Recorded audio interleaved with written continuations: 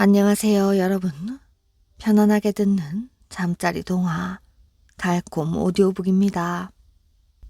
오늘은 가난하게 사는 무사가 한눈에 반한 여인과 혼인을 한 이야기를 들려드리겠습니다. 오늘도 편안한 밤 되시길 바랍니다. 어여쁘고 현명한 아내. 옛날 어느 마을에 우하영이라는 사람이 살았습니다. 그는 평소 성실하고 늘 노력하는 사람이어서 그나마 작은 벼슬을 얻게 되었지요.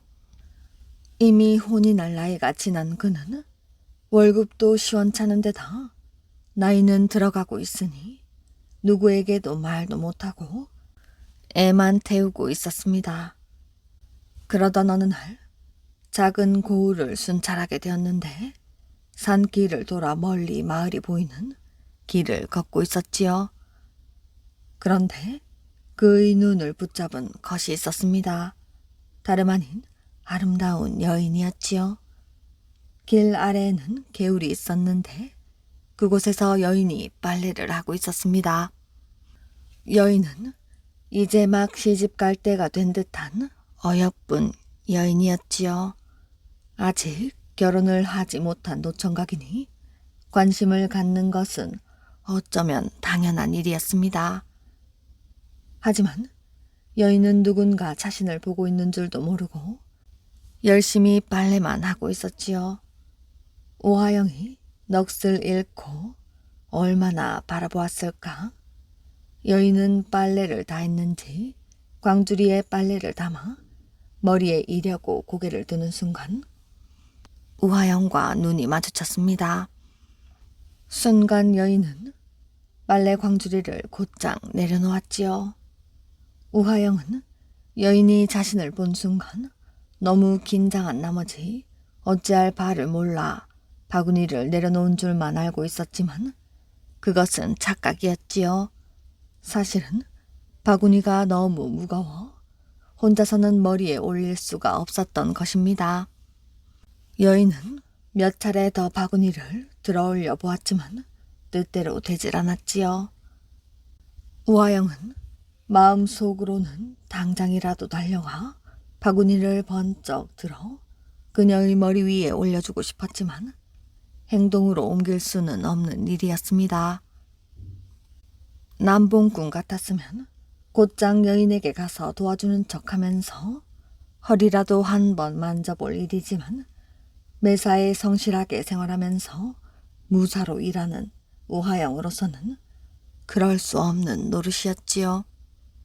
산 속에서 도움을 필요로 하는 여인네를 그냥 두고 갈 수 없는 데다 여인의 모습이 너무 아름다운지라 그는 발을 떼지 못한 채 여인의 모습만을 바라볼 뿐이었지요. 시간이 흐르고 날이 어두워지기 시작하자 우하영은 더 이상 안 되겠다 싶어 헛기침을 두어 번 하고 여인 앞으로 갔습니다. 바구니가 무거운 것 같은데 내가 올려주겠소. 여인은 아무 말 없이 처음 본 남자를 조금은 경계하는 듯한 눈으로 쳐다보았지요. 바구니를 들어올리자 여인은 기다렸다는 듯 머리 위에 바구니를 얹었습니다. 생각보다 무겁구려. 집이 어디시오? 그제서야 여인은 안심했다는 듯 웃는 얼굴로 말을 했습니다. 저 아랫마을입니다. 진작 도와달라 하면 됐을걸. 왜 그리 가만히 있었소? 아니 그러시면 진작 도와주시지 않고 왜 서 있기만 하셨어요? 두 사람은 이렇게 서로에게 관심을 갖고 있는 듯한 말투로 대화를 나누었고 여인은 마을로 내려갔습니다. 빨래를 이고 걸어가는 여인의 뒷모습은 우하영을 더욱더 설레이게 하였지요. 그날 집으로 돌아온 우하영은 아무것도 손에 잡히질 않았습니다. 오로지 여인의 얼굴과 모습만 기억날 뿐이었지요.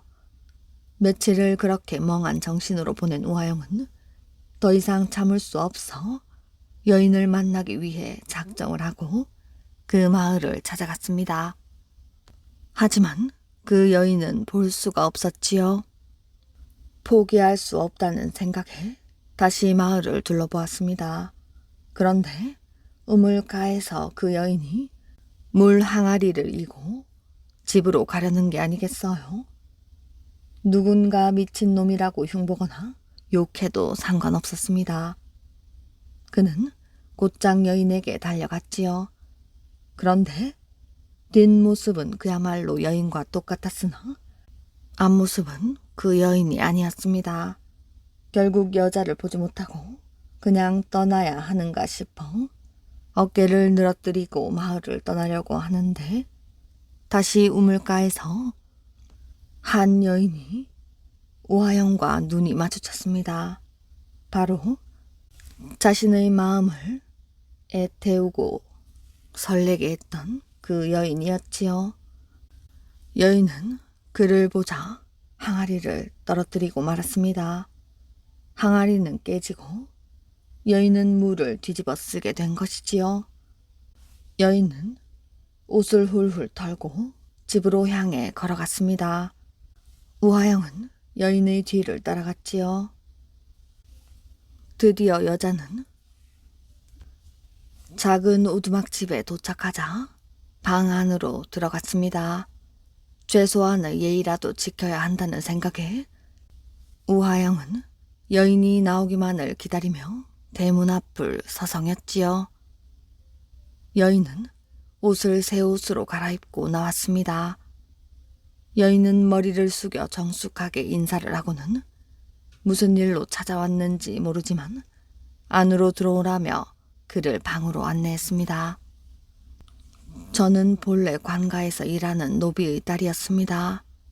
허나 아버님이 돌아가시자 노비의 신분을 벗어나 살고자 이 마을로 들어와 남의 집 일이나 바느질을 하면서 사는 사람이옵니다. 우하영은 그런 그녀의 처지가 자신에게는 오히려 잘된 일이라고 생각하면서 용기를 내서 입을 열었습니다.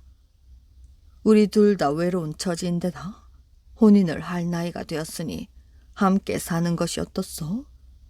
나는 당신을 마음에 두고 찾아온 터입니다. 저는 천한 계집인데 어찌 저에게 그런 청을 하십니까? 별말을 다 하시오. 나는 당신이 어떤 사람이어도 상관없소. 당신만 괜찮다면 당장 식을 올리고 싶소. 오히려 나는 가진 것도 없고 높은 벼슬에 오르지도 못할 사람이오. 이런 나를 따라준다면 그것만으로도 고마울 따름이지요. 그런 말씀 마십시오. 돈이야 벌면 되는 것이고 큰 벼슬이야 노력하다 보면 기회가 올 것입니다. 오히려 제가 부족한 점이 많아 죄스러울 따름입니다. 그야말로 두 사람은 전생연분이었습니다. 조촐하게 식을 올리고 두 사람은 신혼의 꿈 같은 생활을 시작하였지요. 하지만 가난한 두 사람은 남편이 벌어오는 돈으로 이틀에 한 번 죽을 끓여 먹을까 말까 했습니다. 아내에게 미안할 따름이었지요. 그렇다고 앞이 보이는 것도 아니었으니 우하영은 괴로워지기 시작했습니다. 어찌하면 좋소. 당신을 데려와서 호강도 못 시켜주고 이렇게 가난하니 나로서는 할 말이 없소. 우리가 혼인을 하기 전에도 우리는 먹고 살았습니다. 열심히 사는 사람 둘이서 만났는데 설마 굶기야 하겠습니까? 아내의 말대로 날이 갈수록 살림은 불어나고 쌀밥을 먹는 날이 많아졌습니다. 혼인을 한 지 1년이 넘었을 때에는 여유 있게 살 만큼 생활이 윤택해졌지요.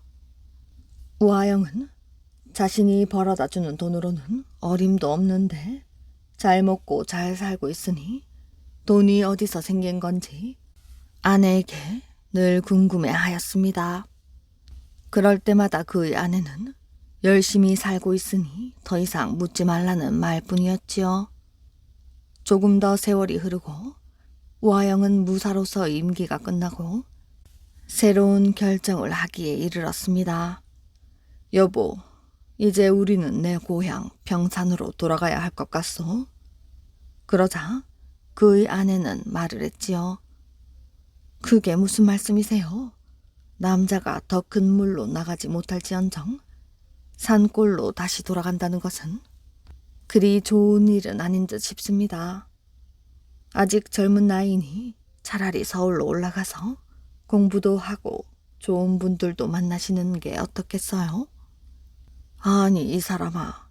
돈이 어디 있어서 서울로 올라가 공부를 하고 사람을 만난다는 겐가? 그럴 수는 없네. 우아영은 아내의 소리를 듣기 싫다며 밖으로 나가버렸습니다.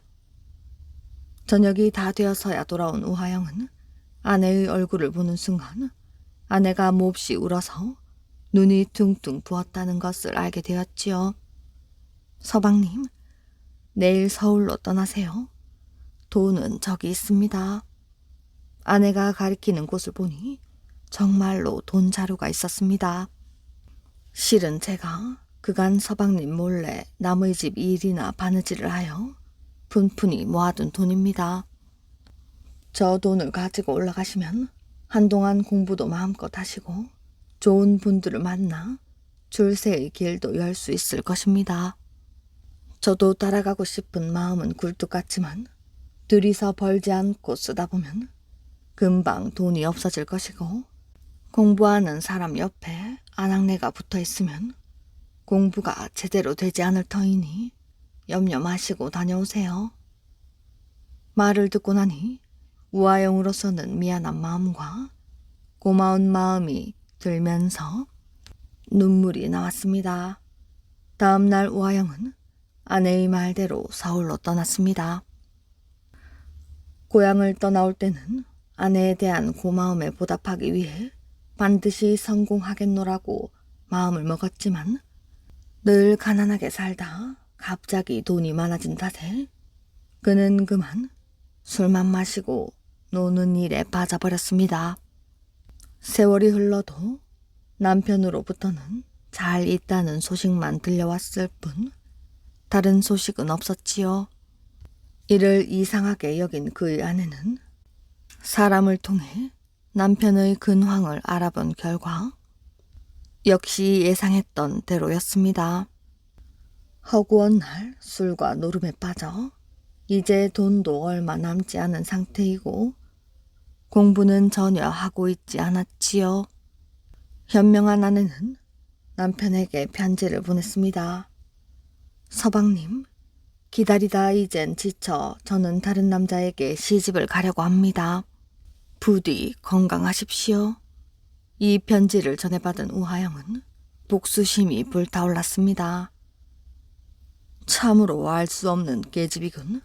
서방이 없는 틈을 타 다른 남자와 정을 통해 시집을 가다니 언젠가는 출세하여 복수를 해주마. 남편을 두고 다른 사내에게 시집을 간다니 참으로 이해할 수 없는 일이었으나 자신 역시 잘한 일이 없으니 당장 어찌할 도리가 없었습니다. 그의 아내는 편지 내용대로 다른 남자에게 시집을 갔습니다.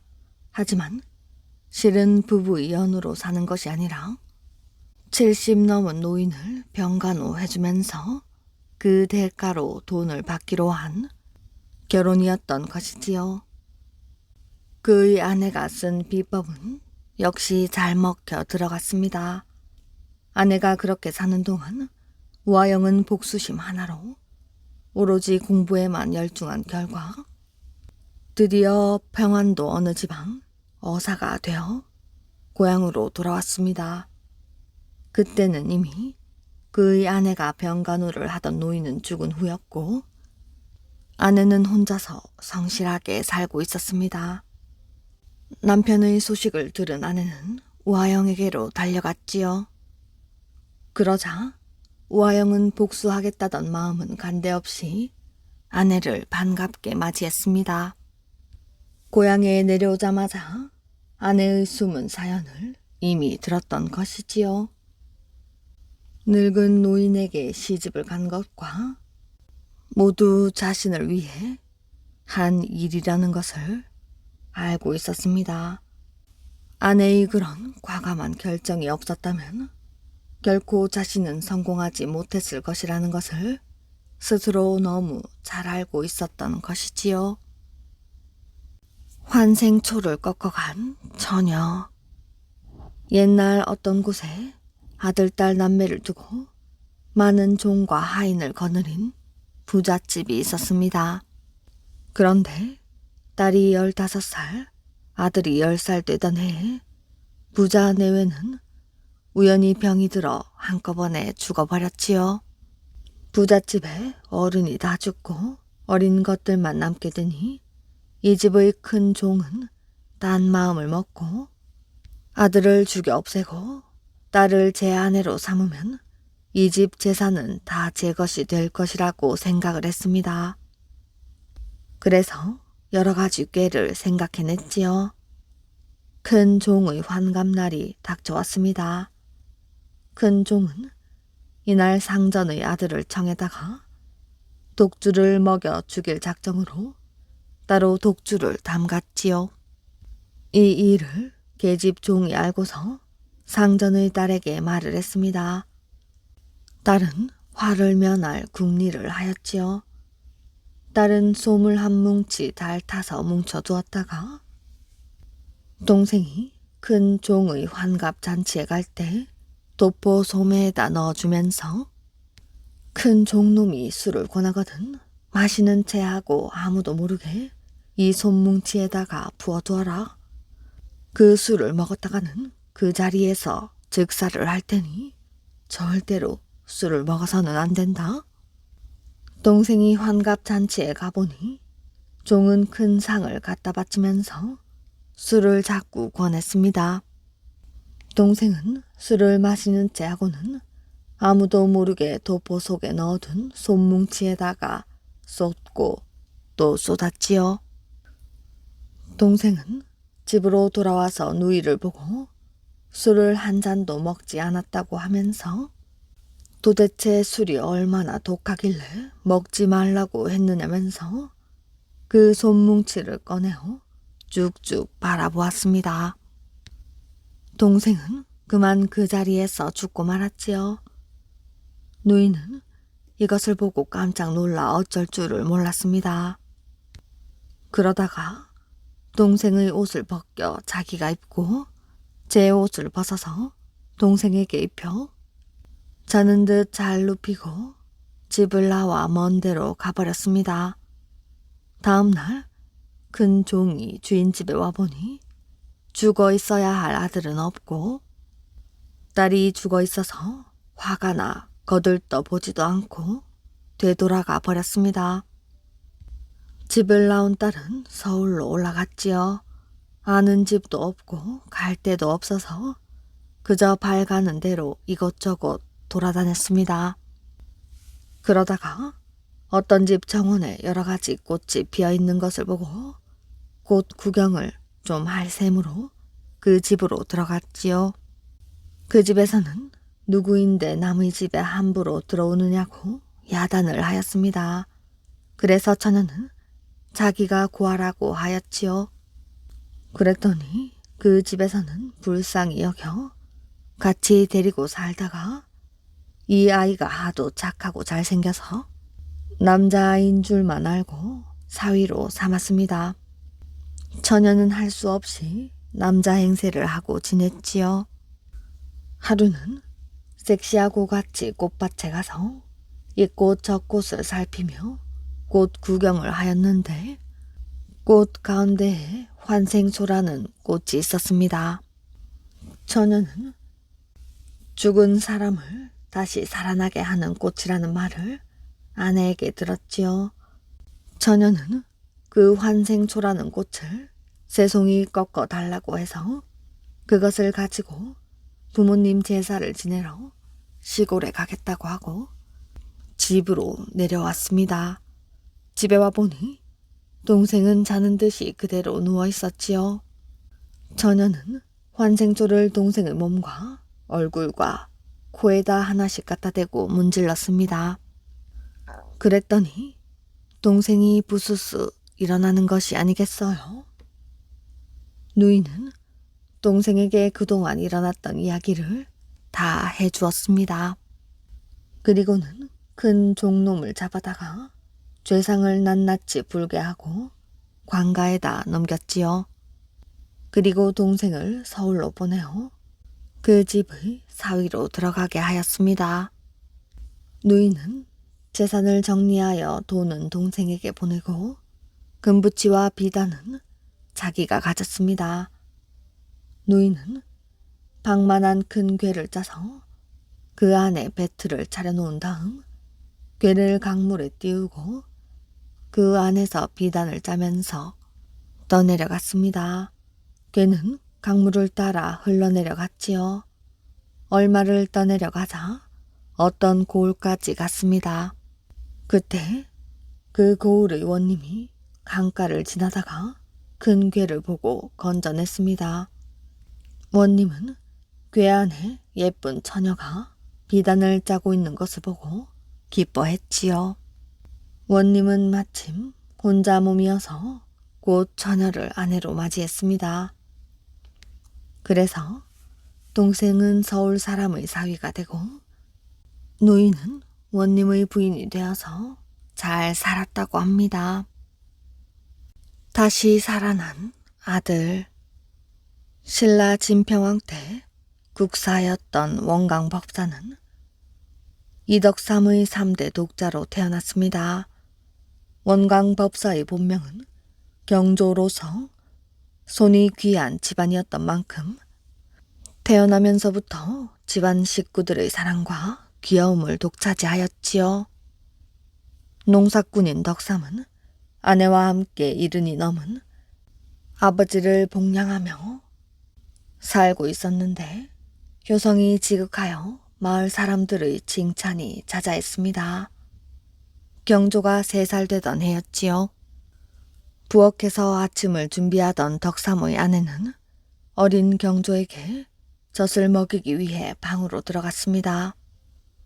덕삼의 아내는 경조를 품에 안고 젖을 먹이려고 하는데 웬일인지 평소 같으면 허겁지겁 엄마의 젖꼭지를 찾아 물 정조가 그날따라 잠잠하기만 했습니다.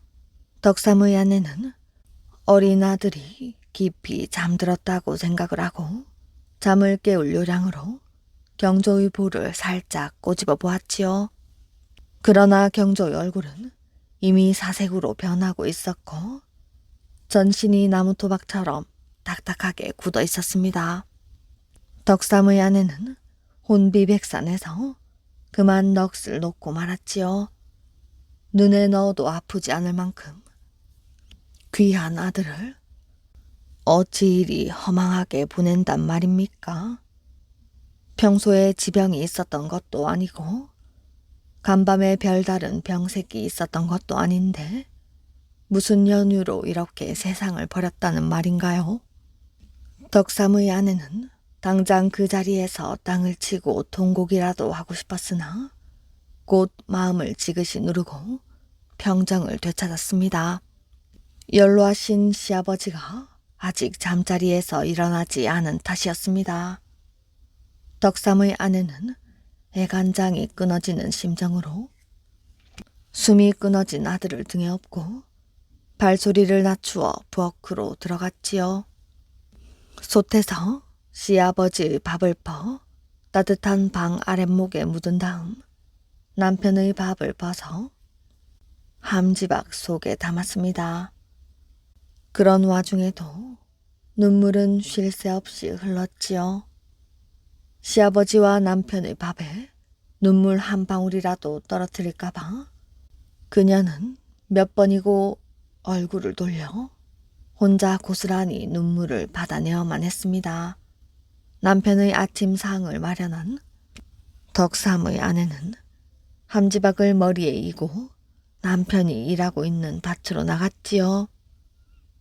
덕삼은 아내가 차려온 아침밥을 맛있게 먹었습니다. 덕삼이 밥 한 그릇을 맛있게 비우자 덕삼의 아내는 조심스럽게 등에 업었던 아들을 바닥에 내려놓았지요. 그리고는 참았던 눈물이 한꺼번에 쏟아져 나왔습니다. 덕삼은 갑작스런 아내의 눈물에 당혹감을 감추지 못하였습니다. 여보, 우리 경조가. 아내의 흐느낌에 놀라 덕삼은 땅에 눕힌 어린 아들을 품에 안았습니다. 이게 무슨 일이오? 어찌 된 일이오? 여보! 덕삼의 목소리는 절규에 가까웠습니다. 아침밥을 짓고 젖을 물리려고 방에 들어갔더니 덕삼은 품에 안았던 어린 아들을 다시 바닥에 내려놓았습니다. 이놈아, 이 불효막심한 놈 같으니라고 이렇게 일찍 가려고 태어났다는 말이냐? 이른이 넘으신 할아버지도 계신데 이 불효막심한 놈 같으니라고. 덕삼은 피눈물을 흘리며 어린 아들의 뺨을 사정없이 때렸습니다. 보다 못한 덕삼의 아내가 남편을 손을 잡고 매질을 말렸지요. 제명대로 살다 가지도 못한 불쌍한 어린 것에게 이 무슨 몹쓸 짓이란 말입니까?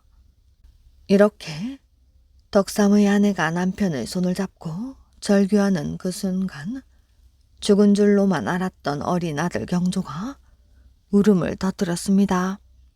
덕삼과 그의 아내는 누가 먼저랄 것도 없이 땅에 눕혔던 어린 아들을 껴안았지요. 기적처럼 죽었던 경조가 소생한 것이었습니다. 죽었다 살아난 아들은 무슨 일이 있었냐는 듯 부부의 품속에서 귀엽게 웃고 있었지요. 이 일은 사람들의 입을 통해 널리 퍼졌고 그러한 기적이 일어난 것은 모두 덕삼의 아내가 부덕이 높은 가닥이라고 입을 모았습니다. 그리고 죽었다 다시 살아난 경조가 나중에 원강 법사가 되어 국사의 자리에 오를 수 있었던 것도 그런 어머니의 훌륭한 가르침 덕분이었다고 합니다. 꿈 속에서 만난 스님. 신라 선덕여왕 때 도중산안절에 한 젊은 스님이 불도를 닦고 있었습니다. 이름은 생의였지요. 생의는 어렸을 때부터 머리를 깎고 스님이 되었는데 10년이 지나도록 도중사에 머물고 있었지요. 도중사는 비록 큰 절은 아니었지만 매우 아늑하고 고요한 산 골짜기에 자리 잡고 있어 혼자서 불도를 닦기에는 아주 적당한 곳이었습니다. 생의는 지난 시간 동안 밤낮을 가리지 않고 정진을 거듭해 왔지요. 그러던 어느 날 밤 생의는 꿈속에서 문득 한 늙은 스님을 만났습니다. 눈썹이 새하얀 그 늙은 스님은 그윽한 눈길로 생의를 내려다보며 말을 했지요. 어서 일어나 나를 따라오시오. 그런 뒤 갑자기 성큼성큼 앞서 걸어가기 시작했습니다. 생의는 깜짝 놀라 저도 모르게 벌떡 일어나 스님의 뒤를 쫓아갔지요. 대사님, 대사님. 생의가 뒤쫓아가며 소리쳐 불러도 늙은 스님은 한 번도 뒤돌아보지 않고 곧장 앞만 보며 걸음을 재촉하고 있었습니다. 생의는 거듭 외쳐 부르며 스님을 앞지르기 위해 안간힘을 썼지만 스님은 워낙 걸음이 빨랐습니다. 숨이 찬 줄도 모르는지 마냥 산비탈을 기어오르고 있었지요. 스님이 가고 있는 길은 남산 마루에 이르는 길이었습니다. 크고 작은 바위들이 울퉁불퉁 뒤엉켜 있어 매우 위험했지요.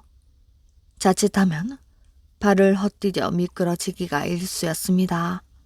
생의는 땀을 뻘뻘 흘리고 스님을 뒤쫓아 남산 마루 위까지 올라갔습니다. 대사님, 어느 절에 계시옵니까? 소승을 이곳까지 따라오라 하신 것은 무슨 까닭이신지요? 하지만 스님은 그 말을 들은 척도 하지 않고 자, 여기 불을 묶어 표를 해놓으시오 하고 어느 한 곳을 가리키며 말을 했습니다. 생의는 스님이 일러준 대로 잠자코 따라올 수밖에 없었지요. 저 아래 남쪽 산 골짜기에 내가 묻혀 있으니 나를 찾아내어 이곳에 다시 묻어주도록 하시오. 그러고는 갑자기 어디론가 사라져버리고 말았습니다. 대사님, 대사님! 생의는 주위를 두리번거리며 큰 소리로 외쳐 불렀지요. 그러다 잠에 깨어버렸습니다. 생의는 잠깐 어리둥절해 있었지만 곧 정신을 차렸지요. 스님이 일러준 말이 너무나 생생하게 되살아났습니다. 생의는 그 길로 친한 벗을 찾아가 말을 했지요. 여보게, 나를 좀 따라오게. 나 혼자 힘으로는 아무래도 어려울 것 같으니 자네가 좀 도와줘야겠네. 생의는 그 벗을 데리고 지난밤 꿈속에서 만난 그 늙은 스님이 알려준 남쪽 산 골짜기를 찾아가 땅을 파보았습니다. 그러자 뜻밖에도 돌미륵이 나타났지요. 흙 속에 묻혀 있는데도 돌미륵은 마치 석공이 좀 전에 다듬어 놓은 듯 깨끗했습니다. 생의와 그 친구는 떨리는 목소리로 부르짖으며 합장을 올렸지요. 그리고 둘이서 그 돌미륵을 남산 마루 위로 옮겼습니다. 지난밤 꿈속에서 묶어놓은 불포기가 그대로 남아있었지요. 생의는 돌미륵을 정성껏 그곳에 묻어주었습니다. 그리고 그날부터 그곳에서 비바람에 시달리며 불도를 닦기 시작했습니다. 그 소문이 나라 안에 널리 퍼지자 선덕여왕은 그곳에 큰 절을 세우도록 하였지요. 그 절이 생의사였습니다. 형산과 제산. 포항에 있는 형산과 제산은 원래 한 산맥으로 연결된 산이었습니다. 이 산들이 하나로 연결되어 있었던 옛날에는 경주의 서천이 바다로 들어가지 못하고 육지에 있었으니 지금의 안강평야는 큰 호수였던 것이지요. 넓은 옥토가 물 속에 잠겨 있었으니 그것만 하여도 신라 백성들에게는 큰 손실이었는데 호수에서 증발되는 수증기가 그 부근의 넓은 들 위에 퍼져서 햇빛을 가리므로 농사가 제대로 되질 않았습니다. 이어 신라의 임금인 경순왕은 이를 딱하게 여겨 죽어서라도 이 못을 없애버려 백성들이 안심하고 농사를 지을 수 있게 하리라고 결심을 하였지요. 이쯤 신라는 국군이 다하여 경순왕은 나라를 고려에 넘기고 고려의 서울인 송도에서 살다가 978년 세상을 떠났습니다. 그 후 어느 날 안개가 몽롱하게 끼어있는 안강 호숫가로 머리에 짐을 인 한 어머니가 어린 아들의 손을 잡고 지나가다가 길 옆에 큰 구렁이가 엎드려 있는 것을 보았습니다. 어머니는 놀라 아들의 손을 끌어당겼지요. 얘야, 빨리 가자. 구렁이한테 물릴지도 몰라. 그러나 어린 아들은 놀라는 기색도 없이 대꾸를 했지요. 어머니, 저것은 구렁이가 아니고 용이에요. 머리에 뿔이 있지 않아요? 이제 용이 조화를 부릴 것이니 저 산 위에 올라가 구경을 합시다. 그러고는 어머니의 손목을 끌고 산으로 올라갔지요. 이때 호수에서 짙은 안개가 일더니 용이 하늘로 올라갔습니다. 우레와 같은 소리는 천지를 뒤흔들듯이 솟아냈습니다. 이윽고 용은 검은 구름을 몰고 호수를 한 바퀴 돌아본 뒤 호수 위에 엎드리더니 가시돋친 꼬리를 위로 치켜 들었습니다. 그 순간 용의 꼬리는 무서운 소리를 내면서 강물을 막고 있는 산맥을 내리쳤습니다. 바위와 흙은 화산이 터지는 듯 하늘로 치솟았고 호수의 물은 흙탕물이 되어 끊어진 산맥 틈으로 흘러내려가 바다로 밀려들었지요. 얼마 후 용은 하늘로 올라가 버리고 안개가 걷히니 세상은 언제 그런 일이 있었냐는 듯이 조용해졌습니다.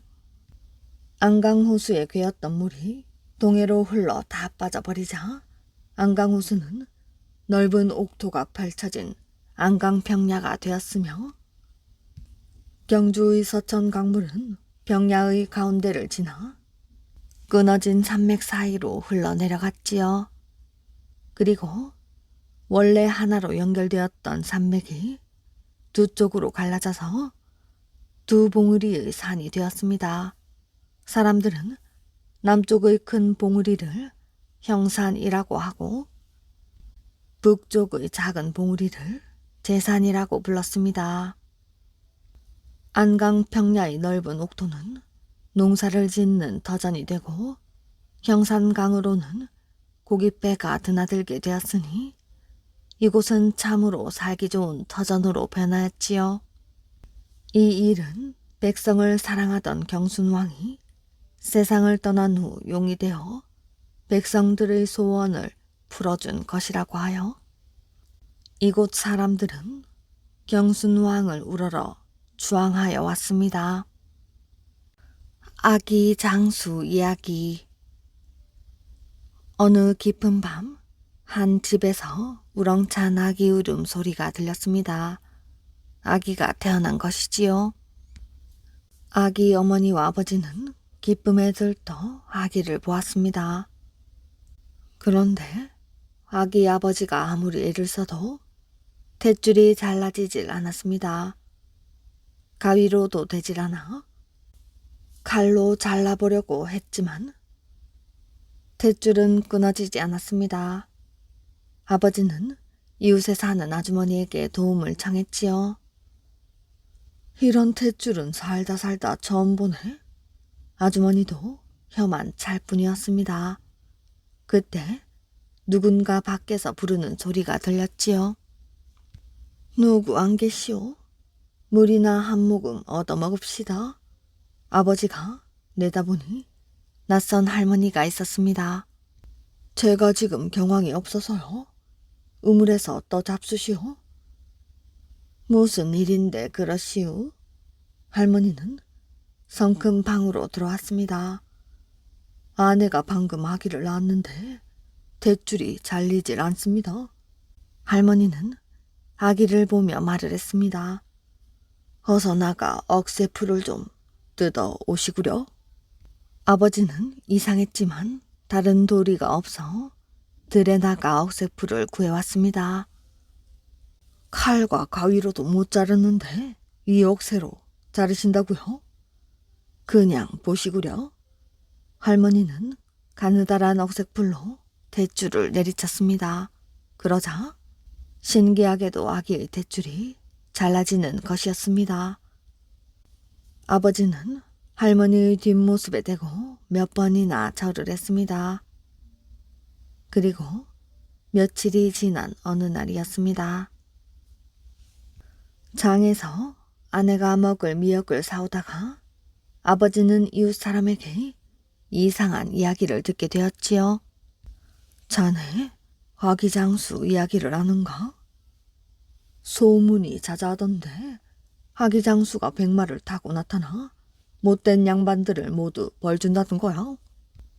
그리고는 우리처럼 가난한 백성들을 위한 새 나라를 세운다지. 그런데 나라에서 아기 장수를 찾아 없애려고 한대. 아기 장수뿐 아니라 그 부모, 이웃들까지 모두 해친다는구만. 아기 장수는 겨드랑이에 날개가 돋아있다고 하는구만. 아버지는 참 별 이야기도 다 있다고 생각하면서 집으로 돌아왔습니다. 그리고는 낮에 들은 이야기를 아내에게 해주었지요. 그런데 아기 옷을 갈아입히던 아내가 갑자기 소리를 질렀습니다. 여보, 우리 아기 좀 보세요. 아기의 겨드랑이에 하얀 날개가 조그맣게 달려있는 것이 아니겠어요? 아버지는 너무 놀라 아무 말도 나오지 않았습니다. 그때 태어난 지 며칠 되지 않은 갓난아이가 일어나 앉더니 말을 하기 시작했습니다. 아버지 어머니 놀라지 마세요. 우선 저 밥 좀 주십시오. 어머니는 놀라 벌벌 떨리는 손으로 밥을 가져다 주었지요. 아기는 맛있게 밥을 한 그릇 뚝딱 비우더니 더 달라고 하는 것이었습니다. 아기가 하도 잘 먹어서 어머니는 아예 솥단지째 가져다 주었습니다. 그러자 놀라운 일이 벌어졌지요. 아기가 갑자기 쑥쑥 자라더니 순식간에 5살 먹은 아이만큼 자랐습니다. 그러더니 부모님에게 이야기를 했습니다. 제가 바로 아기 장수예요. 얼마 안 있으면 백마가 저를 태우러 올 것이에요. 그러면 전 그 말을 타고 싸우러 나가야 해요. 네가 아기 장수라고? 아버지는 이웃에게 들은 이야기가 떠올라 걱정이 앞섰습니다. 나라에서 널 잡으려고 난리라던데? 걱정 마세요. 아무도 절 당하지 못해요. 억색풀이라면 모를까? 하지만 이건 아무에게도 말씀하시지 마세요. 아기 장수는 하품을 하더니 이내 잠이 들었습니다. 아버지는 아기 장수에 관한 이야기를 어머니에게 해주었지요. 그럼 우리 아기가 위험하군요. 글쎄 아기뿐 아니라 우리랑 이웃들까지 모두 위험하다니까. 어머니는 눈물만 흘렸습니다. 아기 장수가 우리 집에 있다는 것이 알려지면 온 마을이 쑥대밭이 될 텐데 우리 아기를 산에 갖다 버립시다. 어머니는 눈물을 흘리느라 말을 잇지 못하였습니다. 아버지는 잠든 아기를 업고 산으로 갔지요. 어머니는 울며 말렸지만 막을 수 없었습니다. 다음 날 온 마을은 아기 장수 이야기로 떠들썩해졌습니다. 아기 장수가 드디어 백마를 타고 나타났대. 억울하게 감옥에 갇힌 사람들을 풀어주고 못된 양반들을 골라 혼내주고 있다네. 그때는 어리석은 임금이 자기 욕심만 부리고 백성들을 잘 보살피지 못하던 시절이었습니다. 사람들은 아기 장수의 활약을 전해 들으며 고소하다는 생각을 하였지요. 하지만 아기 장수의 아버지와 어머니는 하루하루 불안하기만 하였습니다. 아기가 걱정되기도 하고 아기 장수의 부모가 바로 자신들이라는 게 알려질까 봐 무섭기도 했지요.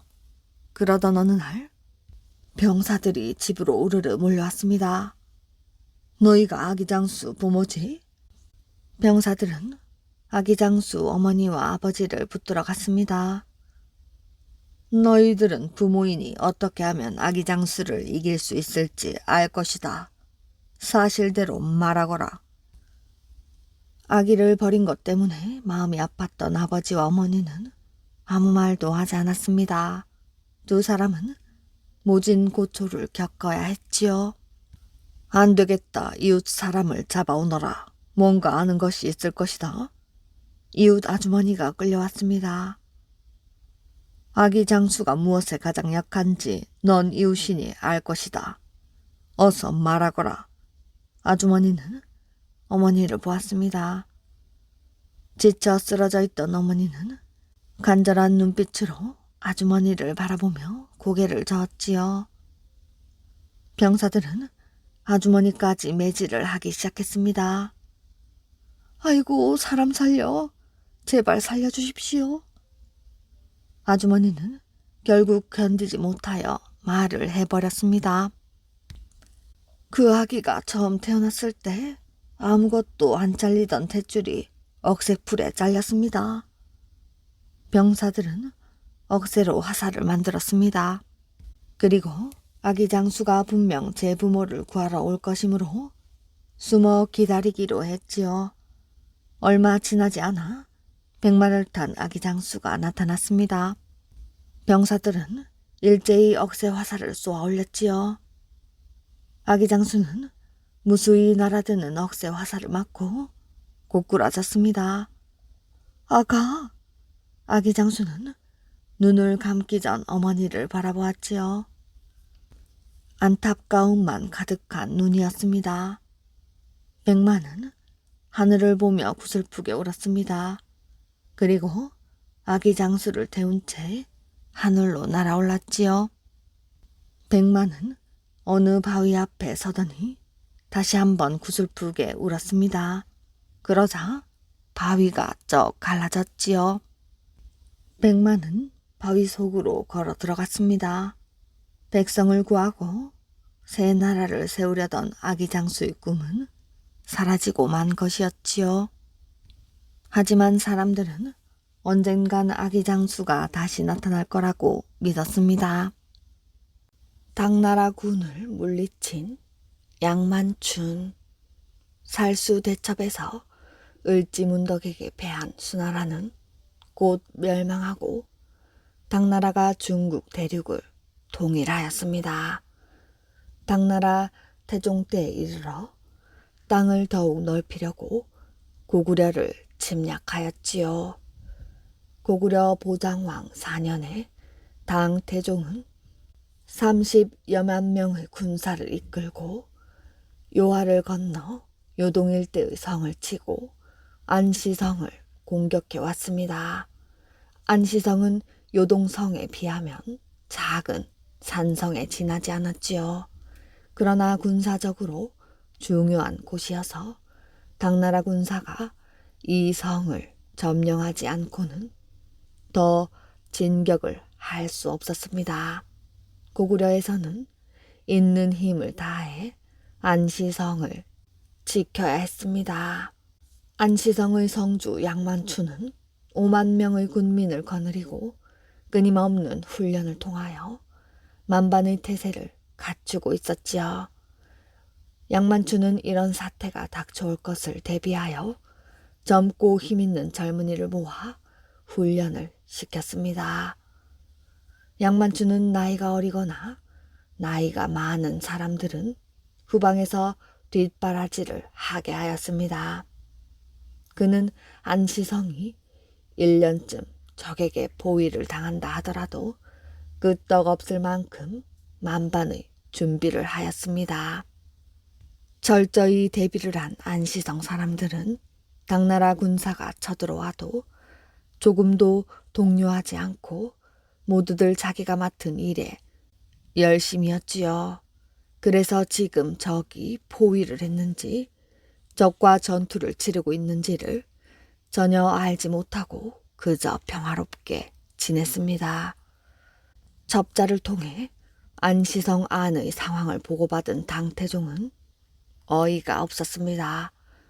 천하를 주름잡는 당태종인데 싸움이 시작되었는데도 태연히 자기의 일을 열심히 하는 안시성 사람들을 보고 간담이 선을 했지요. 당나라군이 안시성 밖에 진을 치자 고구려에서는 고연수와 고혜진에게 말갈군사 15만 명을 주어 안시성을 구하게 하였습니다. 그러나 성 밖에서 당나라군에 패하여 당태종에게 항복하고 말았지요. 이렇게 되자 안시성은 이제 양만춘 혼자의 힘으로 맞서 싸우지 않으면 안 되었습니다.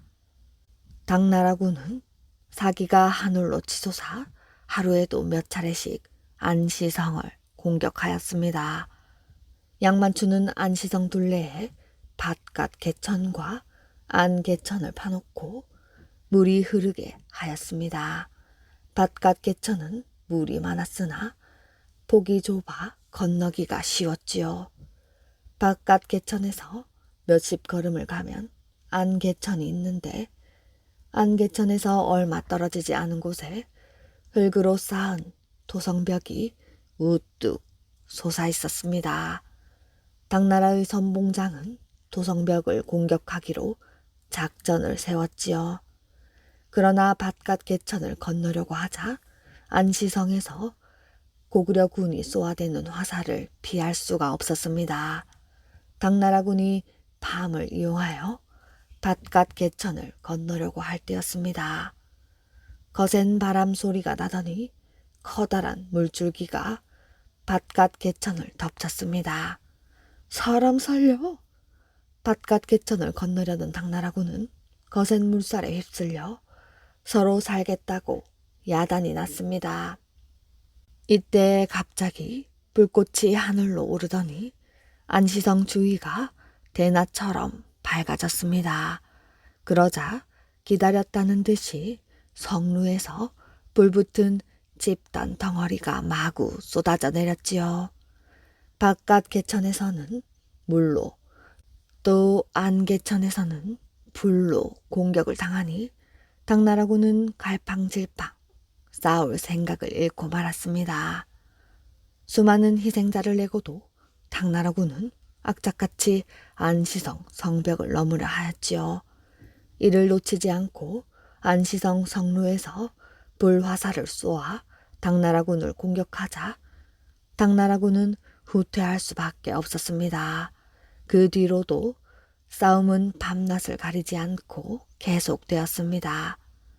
그러나 똘똘 뭉친 안시성 사람들은 끄떡이 없었지요. 여름이 가고 9월로 접어들었습니다. 안시성은 함락되지 않았습니다. 생각다 못한 당나라군은 안시성 높이만한 토산을 만들어 공격하기로 하였지요. 그러나 토산 위에서 제대로 싸워보지도 못하고 고구려에게 당하고 말았습니다. 만주의 9월은 점점 추워지기 시작하였습니다. 게다가 군량이 거의 바닥이 나서 당태종도 어쩔 수 없이 안시성을 포기하고 말았지요. 거대한 당나라를 세우는데 활약을 한 태종이 온 힘을 다해 싸웠어도 한낱 조그마한 안시성을 함락시키지 못하고 희생자만 많이 낸 채 쫓기듯 되돌아서야 했습니다. 비록 적이기는 하지만 양만춘이 이끄는 안시성 사람들의 놀라운 용기와 전술은 칭찬할 만하다. 태종은 비단 100피를 말에 실어 양만춘에게 보내주었습니다. 마침내 안시성 전투는 고구려의 승리로 끝이 났습니다. 박혁거세와 아령왕비. 기원전 69년 어느 날 고어천장 서볼도리공이 남산 북봉 양상대에 올라 서쪽을 바라보았더니 하늘에 5가지 빛의 상서로운 기운이 양산 기슭에 있는 나정샘으로 비치고 샘 가에는 흰 말 한 마리가 찬란한 빛을 향해 절을 하고 있었습니다. 소벌도리공은 신기하게 생각하여 그 샘을 향해 조심스럽게 발걸음을 옮겼지요. 인기척을 들은 흰 말은 소리 높게 울면서 하얀 구름을 헤치고 파란 하늘로 사라져 버렸습니다. 소벌도리공은 눈을 돌려 흰 말이 절을 하고 있던 나정샘가를 다시 바라보았습니다. 그랬더니 그곳에는 한 개의 붉은 알이 오색 서기 속에 찬란하게 빛이 나고 있었지요. 소벌도리공은 두근거리는 가슴을 진정하고 그 알을 정성스럽게 깨보았습니다. 알 껍데기가 깨지며 그 속에서는 뜻밖에도 사내 아이가 나왔습니다. 공이 기뻐하며 그 아기를 안아서 샘에 목욕을 시켰더니 아기의 몸에서는 광채가 나고 새들과 짐승들은 몰려와서 춤을 추며 새 아기의 탄생을 축복하였습니다. 소벌도리공은 신비롭게 태어난 새 아기를 자기 집에 데려다가 정성껏 길렀습니다. 아기는 자라나면서 유달리 총명하였지요. 이 아기가 13살이 되던 해 진한의 육부 촌장들이 모여 의논한 끝에 6촌을 합쳐서 나라를 세우고 이 아이를 왕으로 삼자고 했습니다. 나라 이름을 서라벌이라 하고 첫 임금의 이름은 박혁거세라고 불렀습니다.